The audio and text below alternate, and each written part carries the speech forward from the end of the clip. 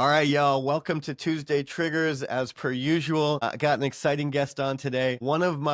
I would say, like one of the OGs from the Tuesday Triggers group. Arguably one of the most talented guys in the space. One of my, I think, longest friends. Like, we all came up together, man, and absolutely crushing it. Yeah, So, on the that's pod true. today, we've got Taylor Haren. Really excited to just chat with you about everything, man, about the space, where things are headed, what people should avoid in this coming year, what people should listen to, and what they should ignore. I think all of those are important things to talk about today. So thanks for coming on, brother. Would love for you to give your own intro. Yeah, for sure, man. It's pretty funny looking back, starting out like in things like a SAS Yacht Club, or I remember what Tuesday Triggers was because we all took a course from Mac Mitchum with Trigify, right? Just Yeah. wanted to learn NAN and stuff like that. And dude, to this day, there's like it's super funny because like two separate little $100, $200 courses, I think put me on the path that I'm at now, right? Like the first one was like Jesse Olette and like how to set up cold email infrastructure years ago when we were using Zoho inboxes still. And Yep. then, so that was the first big trajectory change. And then the second one was Max teach me how to use like NAN. All of a sudden I understood like HTTP requests, webhooks. And then I'm like, holy crap, like I can like build stuff now, which was pretty incredible. And so anyways, and so like Max freaking loved the guy, but he would never finish any course. Right. And that's once again, I got incredible amount of value. So I'm like, I don't care if he ever finished it. I got enough that I needed. But I remember a bunch of us in the course were like, hey, like, I'm not sure I'm learning all this stuff. So like, can we like hop on a call once a week and talk about like how the hell this shit works? And Totally. that's That's that's it, how man. We Tuesday were like, dude, Triggers got started. I was like, no one can figure this out. You guys want to get on a call and like help me through this? And that was back when like Appify Exactly. was really difficult to use and like the Yeah. things were just not easy. And now they've become a lot easier and more accessible to everyone. But we were definitely like spinning around. You were you picked it up naturally, of course. But yeah, it's a funny history, man. And here we are now. Almost everyone that was in the group or a core member has got a very successful agency now. So super exciting to see. Tell us about your agency and what you're up That's to right true. now.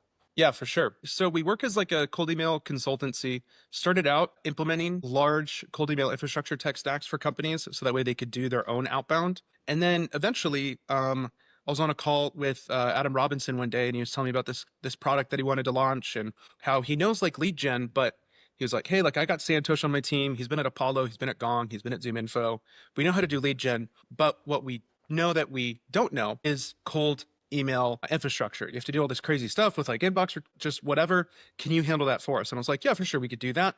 He understood a little bit more of my background. And then 10 minutes later, he was like, well, can you actually just do the whole thing for us? Like, can you do all the email copy and the lead? Can you just run like the whole engine for us? And I was like, yeah, for sure. I'd done it in the past for myself as a salesperson or whatever when I first learned all these skills. And so I was like, yeah, okay, let's do it. And so then we start building stuff with him. He keeps working on his product. Finally, March 2024 rolls around. He announces RB2B the world. We start hitting the ground really, really fast. And then 6 months later, they hit 4 million and we had generated 42% of all their revenue. And I was like, holy shit, no way. Right. Just sending good emails with really good deliverability.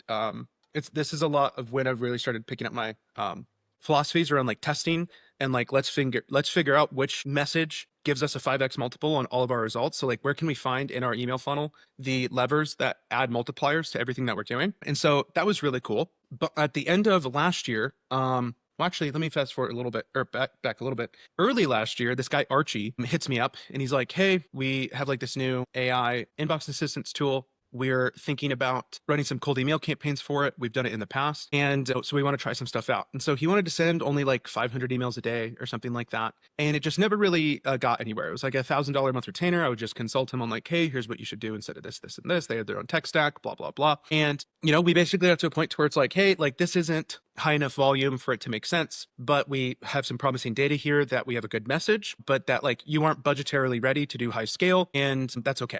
Right. And so we paused email campaigns. And 4 months later, 5 months later, he hits me back up and he goes, "Hey, man, I need to send 500,000 emails as fast as possible, like right now. Can you help us out?" And I was like, okay, that's a lot. And so we were like, cool, it'd be 25 grand a month in order to manage that system for you. They wanted to provide all the leads for it. And they just wanted us to like manage the infrastructure and like work on the copy, organize the sequencer, do that kind of stuff for them. But they wanted to manage it. After like a week, they realized how difficult that is to do high volume on their own. And all they had to do was upload leads, right? And they realized, wow, API rate limits are going to stop me from doing this. Just like I can't upload a file that has 500,000 leads directly into Instantly or directly, just a bunch of stuff like that. And so once again, they were like, can you just do everything for us? And so then on top of that, they wanted to send like 2 million a month. And so we're like, okay.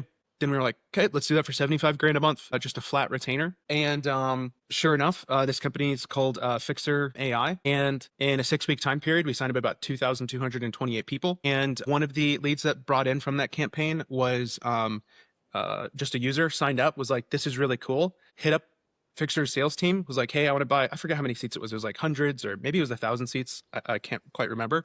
And so it turned into their first enterprise deal. Really large enterprise deal, and all of a sudden they became $1 million company. And then the reason they hit us up is because they were joining an accelerator program where at the 6-week mark, they would present everything to a bunch of investors and they might raise funding. And sure enough, they did. I think they raised like a $10 million round or something like that, right? And so that went really, really great. And then they came back to us and were like, well, let's build like a long-term strategy with this. And so then we switched to like a performance model with them right now. This month, I'm going to send about 8.5 million emails for them. And we're on track to sign up. I mean, I think this week we're on track to sign up like something like 650 people times, 4 weeks or whatever. So we're signing up 2,000, 3,000 people a month for them right now. And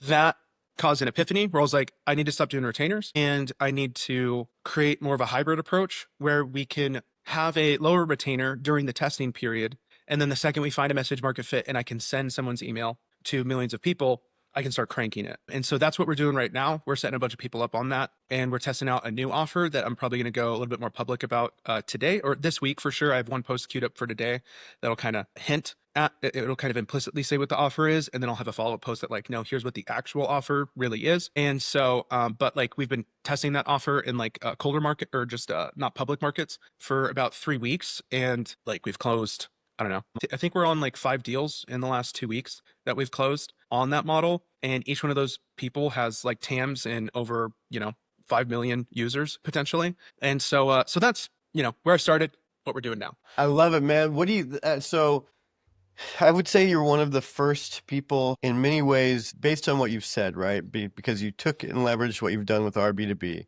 You applied that to Fyxer, and now you've kind of cracked the code on how to apply that. Because most people in this space would say, hey, look, you've got this small B2B offering, this SaaS product, it's small ticket. We just can't do it. Right.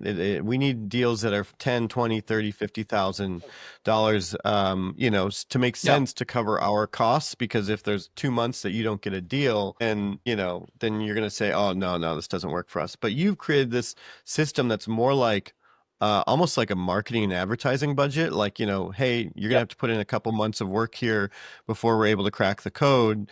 And then even then there's no guarantee. But if we do, then it's like lights out, right? So what do you think that are the challenges for, because a lot of people come in that are looking at what we do and wanting lead gen services. But for most of us, even us, we would have turned most of those clients away a long time ago. Now we're doing the same thing, right? We've got a couple really, really high ticket clients that we're sending 1 million emails a month for, doing this same thing. Let's talk about that. What do people with like a product that isn't super expensive, that do have $100 or like clients, or a product that's $1,000 lifetime value, what do they need to do to be able to build something like that or to go after this type of thing? The thing is that I don't think it's duplicatable, or at least it's not duplicatable in a really fast time frame. So the only reason I could, because the thing is we are taking on a lot of risk. I mean, even, like I'll talk to clients and they'll be like, okay, so it's like $5,000 a month in order to like get started with you. And I'll be like, yo, and I can tell that they maybe think that like that's expensive. And I'm like, yo, if you wanted to buy 100,000 contacts from Apollo, it would cost you $5,000, let alone everything else. Right. And so there's a massive subscription or like tech stack risk that I carry with it that I don't think a lot of other people would be able to handle. Right. Like at any point in time, Fyxer can say, hey, we don't want to do this anymore. And immediately we lose a shit ton of revenue. And we are managing, I mean, we currently manage something, I think we have, my guy was telling me like almost 20,000 email accounts for them and almost 10,000 domains that we're managing for them. Right. And the thing is that I mean, just like calculate, what a 10,000 domains at 12 bucks each for .coms. That's 120 grand in upfront investment in order to build a machine that big for them, right? Yep. If you're only doing like, so like the thing is that I was only able to do that because I had so many retainer clients at the time where I was like, okay, I can take that and invest into properly systemizing our infrastructure and making it so that I can take that risk. Yeah. Right. So it isn't super obvious. And it's also like if you're new in business, you should probably be a little bit safer and you probably shouldn't do this. Yeah. Like this could totally like burn and slap me in the face 6 months from now because it's just way too much risk, you know? Yeah, I think there's a lot of nuance there. Like fortunately for us, we've kind of cracked the code on our data sources and like we're able to build insanely scalable infrastructure, both you and I. And if you don't have a couple of those key components to, like that we've built, developed, like everything is we own in-house at this point to be able to do that, because if you don't have that, it would be insanely cost prohibitive. And at this point, like you do need to look at it like you would look at marketing, right? Like people throw around 30K a month, 50K a month, 100K a month marketing budgets on SEO all the time, but they don't do that necessarily on cold email. And there's really an opportunity there. But if you aren't willing to pot commit and put in a little bit of your own time and money, if you're not willing, it's like advertising. If you only put $1,000 to advertise on Facebook Marketplace Yeah. or LinkedIn, you're not going to see results, and you're going to go, oh, wow, that channel doesn't Yep. work for me, right? You have to be Yep. able to find the right partner, vet them, and be willing to make that time commitment, honestly. Yeah. Yeah, exactly. It's like I feel like you genuinely need to put the reps in for lower scale stuff and like feel really, really confident that you can deliver. And not only that, but then you also need it for the client where, okay, if I do put their message in front of millions of people and I do make this bet that their thing will convert, am I gonna look stupid a month later or not? Right? Like you gotta really like think about it tactfully, and you need to have the proper skills in place and the systems in place to be able to handle it. I think that this is a really exciting conversation. I'm going to pause and then we'll go live here in just a minute. I think there's a little bit of Cool. clippable content. Maybe we do another session here soon. But obviously, let's jump into this. I do think that like one of the things that people can probably take away from this and would be really, really insightful is how you look at your testing and your setup process. Like how you look at narrowing down what you do. And then I think going back to it, I didn't have time to ask this, but and I'll ask it on the call, like, what do you think is noise that people should ignore nowadays? Because I mean, everyone sells the sizzle, not the steak. You and I have been there since the Yeah. beginning, and the shit that people are like, oh, this is gonna fucking kill it. And then like theoretically, clients eat it up, like or prospects, but like you like realizing like, no, this isn't really the way, right? Like Vina AI or like some of these tools, again, not to like where you do some AI thing, that type of scenario, I think is Yeah. some of the things that we should talk about. So it just started letting people in. Give me 2 seconds.